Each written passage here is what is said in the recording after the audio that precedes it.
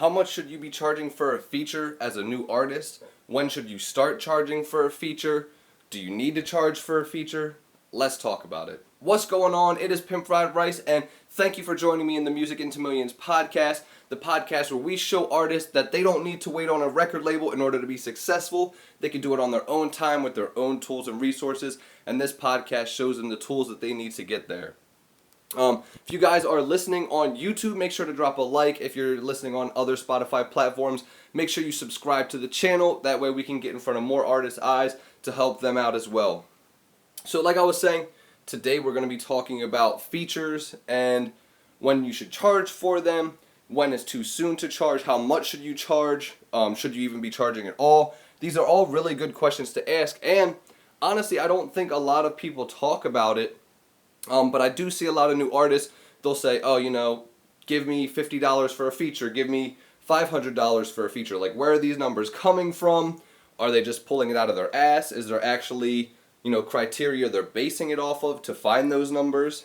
So let's start with this. In my opinion, if you're a newer artist, starting artist, anywhere in that kind of like beginning stages, anywhere from like a year to 3 years, and depending where you get successfully in that 3 years, I would say you should not be charging for features. You should be focused on building your craft, getting as good as you can be at making songs, writing verses, writing freestyles, choruses, anything like that. You should spend all that time building relationships with people, which is huge.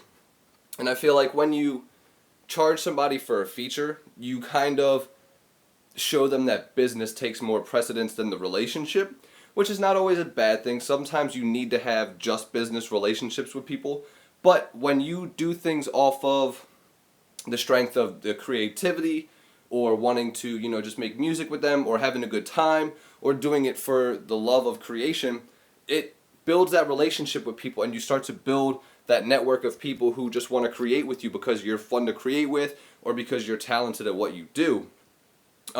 When you always just slap a price on something and a number right away, it may turn people off to working with you, not because you're not talented, not because you're not a great person, not because you're not awesome.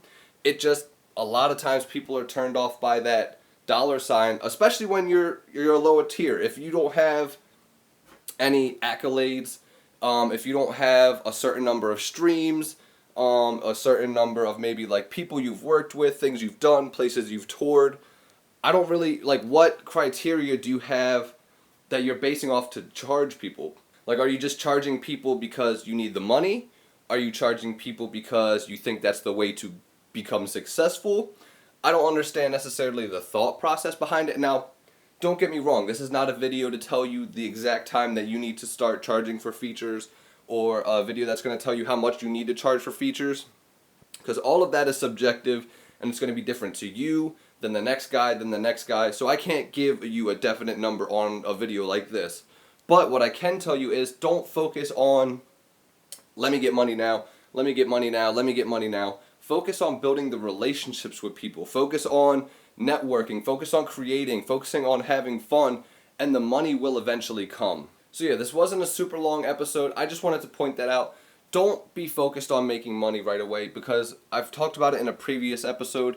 It takes money to start a small business, which when you are a rapper, when you're a producer, when you're an artist, manager, whatever you are, that is starting a small business. So you need to focus on building the relationships, and you need to focus on the fact that you are going to lose some money.